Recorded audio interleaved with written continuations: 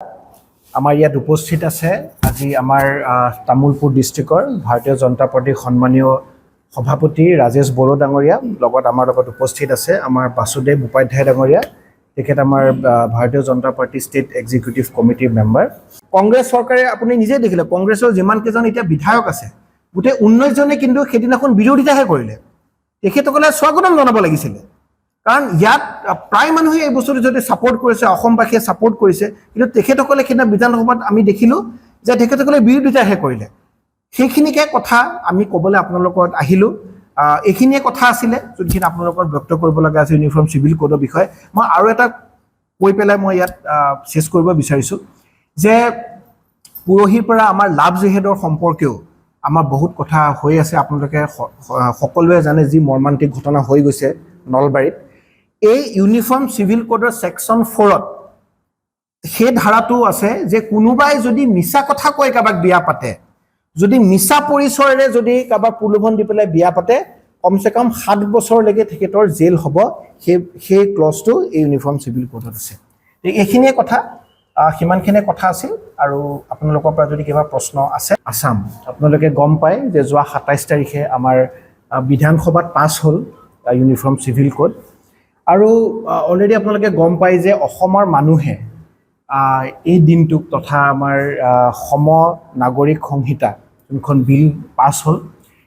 এখন ঐতিহাসিক বুলি আখ্যা দিছে আজি আপোনালোকে জানে ভাৰতবৰ্ষত অকল 3খন ৰাজ্যতহে ইউনিফৰ্ম সিভিল কোড হৈছে আমাৰ উত্তৰাখণ্ড গুজৰাট আৰু তাৰ পিছতে অসম আমাৰ স্বপ্নদ্ৰষ্টাৰ মুখ্যমন্ত্ৰী ডক্টৰ হিমন্ত বিশ্ব শৰ্মা ডাঙৰীয়াই ইলেকশ্যনৰ সময়তে সকলোকে কৈছিলে যে যদি তেখেত আকৌ এবাৰ মুখ্যমন্ত্ৰী ৰূপে উভতি আহে তেতিয়া প্ৰথম সদনত প্ৰথম কামটোৱে কৰিব যে ইউচিচিখন মানে ইউনিফৰ্ম সিভিল কোডখন পাছ কৰিব আপোনালোকে গম পায় যে ভাৰতীয় জনতা পাৰ্টি যি কয় সেইটো কৰি দেখুৱায় আৰু সেইবাবে এবাৰ এটা ঐতিহাসিক আমাৰ বিজয়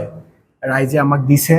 ভোটৰ ক্ষেত্ৰতো আমি প্ৰায় 50% ভোট পাবলৈ সক্ষম হৈছোঁ অসমবাসীৰ পৰা আৰু আমি 102টা সিট পাবলৈ সক্ষম হৈছোঁ এতিয়া আমাৰ প্ৰথমতে মই আমাৰ ইউনিফৰ্ম সিভিল কোডতনো আছে কি মই অকমান আপোনালোকৰ তাৰ বিষয়ে ক'ব বিচাৰিছোঁ প্ৰথমতে আমাৰ বহু বিবাহ আৰু দ্বিতীয় বিবাহ নিষিদ্ধকৰণ আপোনালোকে গম পায় যে অসম আমাৰ জনসংখ্যা বিস্ফোৰণত জৰ্জৰিত কিছু সংখ্যক জায়গা আছে আমাৰ ধুবুৰীকে ধৰি বৰপেটাকে ধৰি নগাঁও মৰিগাঁও আমাৰ মঙ্গলদৈ বা বহুত তেনেকুৱা জায়গা আছে গোৱালপাৰা নিচিনা জায়গা আপোনাৰ তাত সাংঘাতিক পপুলেশ্যন এক্সপ্লোজন বুলি যোনটো কয় আমাৰ জনসংখ্যা বিস্ফোৰণ এই জনসংখ্যা বিস্ফোৰণ ৰোধ কৰাৰ ক্ষেত্ৰত কিন্তু আমাৰ যোনটো বহু বিবাহ নিষিদ্ধকৰণ এইটো এটা সেই মানে সেইটো ৰোধ কৰিবৰ কাৰণে এইটো এটা কিন্তু ডাঙৰ ষ্টেপ অসম চৰকাৰে লৈছে তাৰপিছত আমাৰ ইউনিফৰ্ম সিভিল কোডত আপোনাৰ বাল্য বিবাহ ৰোধ ইউনিফৰ্ম সিভিল কোডত আপোনাৰ যোনটো বিবাহৰ বয়স সেইটো নিৰ্ধাৰণ কৰা হৈছে আপোনালোকে গম পায় যে 18 বছৰ হ'ল মহিলাৰ বাবে আৰু 21 বছৰ পুৰুষৰ বাবে তাৰপিছত আমাৰ বিবাহ আৰু বিবাহ বিচ্ছেদৰ ৰেজিষ্ট্ৰেশ্যন ইয়াত আৰু এটা কথা ক'ব লাগিব যে বিবাহ যেনেকে নহওক কোনোবাই আমাৰ নাম গাই পেলাই বিবাহ কৰিব পাৰে বৈদিক পৰম্পৰাৰে বিবাহ কৰিব পাৰে চকলং বিবাহ হ'ব পাৰে আমাৰ ব্ৰহ্ম সমাজৰ বিবাহ হ'ব পাৰে নিকাহ বা চাৰ্চত গৈ পেলাই বিয়া হ'ব পাৰে সেইটো তাত ফ্ৰীডম আছে সকলোৰে স্বতন্ত্ৰ সেইটো কৰিবলৈ কিন্তু বিয়াৰ পিছত আপুনি কিন্তু ৰেজিষ্ট্ৰেশ্যনটো মাষ্ট কাৰণ ৰেজিষ্ট্ৰেশ্যন নোহোৱাৰ ক্ষেত্ৰত আমি সদায় দেখো যে এই বহু বিবাহ আকৌ সেই বস্তুটো প্ৰচলন হয় সেইকাৰণে এতিয়াৰ পৰা য'তে যেনেকে মানুহে বিবাহ হয় লাগে মন্দিৰতে হওক মছজিদতে হওক চাৰ্চতে হওক বা যেনেকে নকৰক কিন্তু আমাৰ যোন ৰেজিষ্ট্ৰেশ্যন সেইটো কৰিবই লাগিব পঞ্জীয়ন কৰিবই লাগিব ইয়াৰ লগে লগে আমাৰ উত্তৰাধিকাৰীত লিংগ সমতা আমাৰ আমি গম পাওঁ যে আমাৰ যেতিয়া ল'ৰা ছোৱালী কেতিয়াবা ছোৱালী মানে ল'ৰা ছোৱালী যেতিয়া বিয়া হয় সম অধিকাৰ কেতিয়াবা নাপায় আৰু বিশেষভাৱে মহিলাসকলৰ কাৰণে আমি দেখিছোঁ যে মহিলাসকলে পৈতৃক সম্পত্তিৰ সম অধিকাৰ পোৱাত বহুত ক্ষেত্ৰত বঞ্চিত হয় কিন্তু ইউনিফৰ্ম সিভিল কোডে বা অসম চৰকাৰে যোনখন আমাৰ সমন্যায়িক সংহিতা আনিছে তাৰ থ্ৰুদি আপুনি দেখিব যে এইটো এটা ক্লেইম কৰিব পাৰিব 50% আপোনালোকে ক্লেইম কৰিব পাৰিব সকলোৱে আৰু ইয়াৰ পিছত সবতকে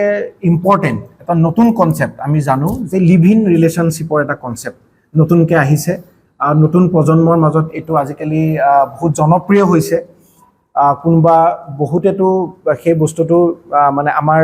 সমাজে কিমান দূৰ স্বীকৃতি দিয়ে আমি নাজানো কিন্তু আমাৰ চৰকাৰে এটা বহুত ভাল পদক্ষেপ লৈছে সেইটো হ'ল যে পঞ্জীয়ন কৰিব লাগিব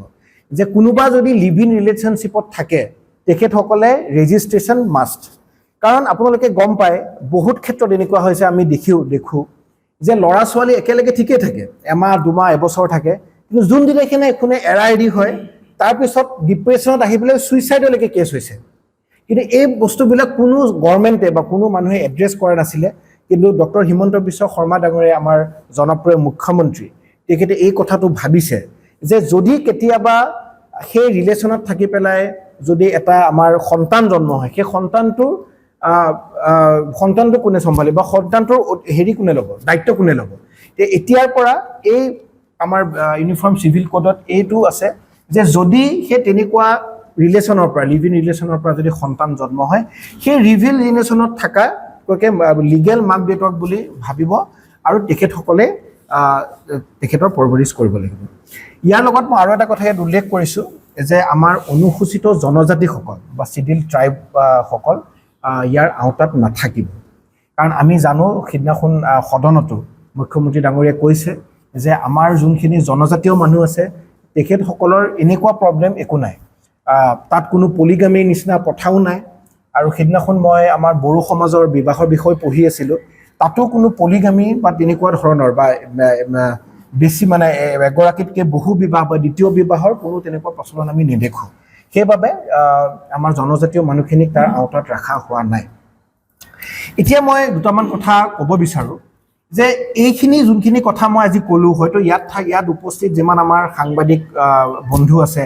বা আমাৰ যোনখিনি উপস্থিত আছে কাৰো ইয়াত হয়তো ক'ব লগা একো নাথাকিব কাৰণ গোটেইখিনি ভাল পদক্ষেপ নহয় জানো ইয়াত বহু বিবাহ নিষিদ্ধকৰণৰ কথা কৈছে বাল্য বিবাহ নিষিদ্ধকৰণৰ কথা কৈছে লিভ ইন ৰিলেশ্যনৰ পঞ্জীয়নৰ কথা কৈছে কিন্তু এই কথাবিলাক আগতে হ'ব পাৰিলে হয় কিন্তু কংগ্ৰেছ চৰকাৰে এই 60 বছৰ 70 বছৰ আমাক শাসন কৰিলে কিন্তু এই এনেকুৱা ধৰণৰ নীতি কেতিয়াও নানিলে ক'লে হয়তো জ্ঞাত যেতিয়া কনষ্টিটুৱেণ্ট এছেম্বলি আছিলে আমাৰ যেতিয়া 1948ত যেতিয়া আমাৰ কনষ্টিটিউশ্যনখন বা সংবিধানখন কেনেকুৱা হ'ব যেতিয়া আমাৰ B.R. আম্বেদকাৰ ডাঙৰীয়াৰ নেতৃত্বত সকলোৱে কথা পাতিছিলে সকলোৱে যেতিয়া মত ব্যক্ত কৰিছিলে তেতিয়া কিন্তু এই ইউনিফৰ্ম চিভিল কোডৰ কথাটো আহিছিলে সেই তেতিয়াই ডক্টৰ আম্বেদকাৰে কোৱা কথা যে আমি দেশত সম অধিকাৰ আনিবৰ কাৰণে কিন্তু আমি এই ইউনিফৰ্ম চিভিল কোডটো আমাৰ মৌলিক অধিকাৰ অৰ্থাৎ ফাণ্ডামেণ্টেল ৰাইটছলৈকে আনিব লাগিব বুলি তেখেতে কৈছিলে কিন্তু তেতিয়াৰ সময় কনষ্টিটুৱেণ্ট এছেম্বলিত বহুত তৰ্ক বিতৰ্ক হৈছিলে বিশেষভাৱে আমাৰ তেতিয়া মুছলমান যোনখিনি নেতা আছিলে তেখেতসকলে সেই কথাটো মানা নাছিলে সেইবাবে আমাৰ আৰ্টিকল 44ত আমাৰ সংবিধানৰ আৰ্টিকল 44ত ইউনিফৰ্ম চিভিল কোডটো ৰখা হ'ল য'ত ডাইৰেক্টিভ অফ ষ্টেট পলিচিত ৰখা হৈছে আৰু ডাইৰেক্টিভ অফ ষ্টেট পলিচি মানে কি যে দেশত অনাগত দিনত এই ডাইৰেকশ্যনত যাতে এই দিশে দেশখন চলিব তাৰ গোটেই বিৱৰণ দিয়া আছে আৰু আৰ্টিকল 44ত ইউনিফৰ্ম চিভিল কোড যে হ'ব লাগে তাৰ বিষয়ে সংবিধানত আছে আপোনালোকে জানে যে বহুত কংগ্ৰেছী বা আমাৰ বিপক্ষৰ যিসকল দল আছে কেতিয়াবা ক'ব খোজে যে বিজেপিয়ে সংবিধান সলাই দিব বা সংবিধান মাতিব নোখোজে কিন্তু কথাটো এনেকুৱা নহয় তেখেতসকলে পাহৰি গ'ল একচুৱেলি এতিয়া সংবিধানতনো কি আছে আৰ্টিকল 44ত স্পষ্টকৈ আছে যে ইউনিফৰ্ম চিভিল কোড আমি কৰিব লাগিব B.R. আম্বেদকাৰৰ লগতে তেখেতটো আমাৰ সংবিধানৰ প্ৰণেতা আছিলে তাৰ লগতে K.N. মুন্সী ডাঙৰীয়া কংগ্ৰেছৰ তেতিয়াৰ লিডাৰ তেখেতেও কৈছিলে যে দেশত যদি আমি সম অধিকাৰ পাব লগা হয় তেতিয়া কিন্তু আমাৰ ইউনিফৰ্ম চিভিল কোডটো আমাক লাগিব আৰু ইয়াৰ পিছত যেতিয়া আৰ্টিকল 44ত এইটো ৰখা হৈছিল তেতিয়াও কিন্তু আম্বেদকাৰ ডাঙৰীয়াই বাৰে বাৰে কৈছিল যে এতিয়াতো নকৰিলোঁ আমি নালাগে কিন্তু অহা 10 বছৰৰ ভিতৰত কিন্তু সেইটো আমাৰ যাতে বলবৎ হয় দেশত সেইটো তেখেতে কিন্তু কৈ গৈছিল কিন্তু বহুত দুখজনক কথা কংগ্ৰেছ চৰকাৰে ইমান দিনে কাৰণ তেখেতসকলৰ হ'লেও ডিসেসিভ পলিটিক্স তেখেতসকলে মাইনৰিটি এপিজমেণ্ট কৰে তেখেতসকলে তুষ্টিকৰণ কৰে সেইকাৰণে অকল ভোট বেংকৰ স্বাৰ্থত এইটো ইউনিফৰ্ম চিভিল কোড নানিলে আমি আৰু এটা কথা ইয়াত ক'ব বিচাৰিছোঁ যে অকল তেতিয়া সংবিধান প্ৰণেতা আমাৰ ডক্টৰ B.R. আম্বেদকাৰে নহয় সুপ্ৰিম কোৰ্টেও ইয়াৰ ৰায় দি গৈছে যে আমি 1900 আপোনাৰ 85 মানে 1985ত মহম্মদ আহমেদ খান ভাৰ্চেছ শ্বাহবানু বেগমৰ এটা কেছ আছিলে য'ত মহম্মদ আহমেদ খানে শ্বাহবানু বেগমক 3 তালাক দিছিলে তেখেতে বিয়া পাতিছিলে ভালকে বিয়া হৈছিল কিন্তু 3 তালাক দি পেলাই ডিভোৰ্স দিছিলে আৰু যেতিয়া তেখেতক মেইনটেনেন্স নিদিলে মহম্মদ আহমেদ খানে শ্বাহবানু বেগম ডাঙৰীয়া তেতিয়া সুপ্ৰিম কোৰ্টলৈকে গৈছিল তেতিয়া সুপ্ৰিম কোৰ্টে ৰায় দিছিলে সুপ্ৰিম কোৰ্টে কৈছিলে যে উচ্চতম ন্যায়ালয়ৰ দুখ প্ৰকাশ কৰি মন্তব্য কৰিছিল যে সংবিধানৰ অনুচ্ছেদ 44 দীঘলীয়া সময় ধৰি ডেড লেটাৰ হৈ আছে Article 44 has so long remained a dead letter and recommends RD litigation to implement it. তাত কৈছিলে যে 44 যোনটো আমাৰ সংবিধানত আছে যে আমি ইউনিফৰ্ম সিভিল কোড আনিব লাগে সেইটো এটা ডেড লেটাৰ হৈ গৈছে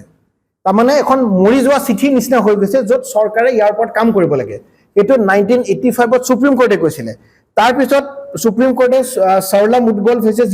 ইউনিয়ন অফ ইণ্ডিয়া 1995 বছৰত কৈছিলে যে পুনৰ ভাৰত চৰকাৰে বিশেষকৈ প্ৰধানমন্ত্ৰীক অনুচ্ছেদ 44 অৰ্থাৎ ইউনিফৰ্ম সিভিল কোডৰ ওপৰত বিবেচনা কৰি সমগ্ৰ ভাৰততে নাগৰিকসকলৰ বাবে ইউনিফৰ্ম সিভিল কোড আনাৰ কাৰণে কৈছিল আৰু ইয়াত এটা কেছ আছে জন ভান্নামট্টম ভাৰ্চেছ ইউনিয়ন অফ ইণ্ডিয়া তাতো সুপ্ৰিম কোৰ্টে বাৰে বাৰে কৈছে বা আমাৰ চৰকাৰসমূহক যেতিয়া কংগ্ৰেছ চৰকাৰে আছিলে যে ইউনিফৰ্ম সিভিল কোড আমাৰ দেশত আনিব লাগে কিন্তু আপোনালোকে জানে যেতিয়ালৈকে কংগ্ৰেছ থাকে কংগ্ৰেছৰ তেখেতসকলৰ এটা নীতিয়ে হৈছে যে আমি যিমান সকল মানুহ আছে তেখেতসকলক ভাগ কৰিব লাগে আৰু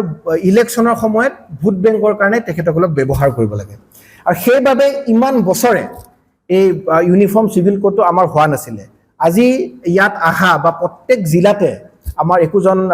স্পোক্সপাৰসন গৈছে বা এমএলএও গৈছে প্ৰত্যেকটা ডিস্ট্ৰিক্টত প্ৰত্যেকখন জিলাত গৈ পেলাই সংবাদ মাধ্যমৰ বন্ধু বান্ধৱী সকলৰ লগত মত বিনিময় কৰিছে তাতে যাতে এটাই আমি অনুৰোধ জনাইছো যে আপোনালোকে এইখিনি কথা ৰাইজলৈকে লৈ যাওক যাতে ৰাইজে কথাখিনি গম পায় কাৰণ আমি গুৱাহাটীত বহুত কেতিয়াবা কথা কওঁ জিলালৈকে নাহে বা আমাৰ গাঁওবিলালৈকে মানুহে বস্তুটো সিৰিয়াসলি নুবুজে কিন্তু আজি চাওকচোন আজি আমাৰ মুছলমান ধৰ্মৰ যোনসকল নেতা সকলো একে নহয় দেই মই সেইটো কোৱা নাই কিন্তু যোনসকল মৌলবাদী চিন্তাধাৰাৰ নেতা তেখেতসকলে যেতিয়া আমাৰ ক্ৰিমিনেল ল ঘটনা আহে যেতিয়া ফৌজদাৰী আইন মানিব লগা হয় তেতিয়া কিন্তু তেখেতসকলে আমাৰ সংবিধান মানিবলৈ খোজে কিন্তু যেতিয়া পাৰ্সোনেল ল কথা লৈ আহে যেতিয়া বিয়া পাতা 4জনী বিয়া পাতিম নে 3জনী বিয়া পাতিম নে এজনী বিয়া পাতিব লাগে তেতিয়া আকৌ চাৰিয়াৰ ল মানিবলৈ যায় এই কথাটো এটা সঁচাকৈ কৈছো এই বস্তুটো কন্ট্ৰাডিক্ট কৰে তেখেতৰ ঘটনাতে যদি তেখেতসকলে চাৰিয়াৰ লয় মানিব লগা আছিল সবতে মানক কাৰণ আমি জানো চাৰিয়াৰ ল মতেতো যদি চুৰ কৰে তাত হাত কাটি দিয়ে যদি কোনোৱে ৰেপ কৰে গুপ্তাংগলৈকে কাটি দিয়ে নহয় জানো সেই কাৰণে মই এইখিনি কথাই ক'লো যে ইয়াত সাধাৰণ মানুহৰ ইয়াত কোনো ধৰণৰ ক'ব লগা নাই সকলোৱে ভাল পায়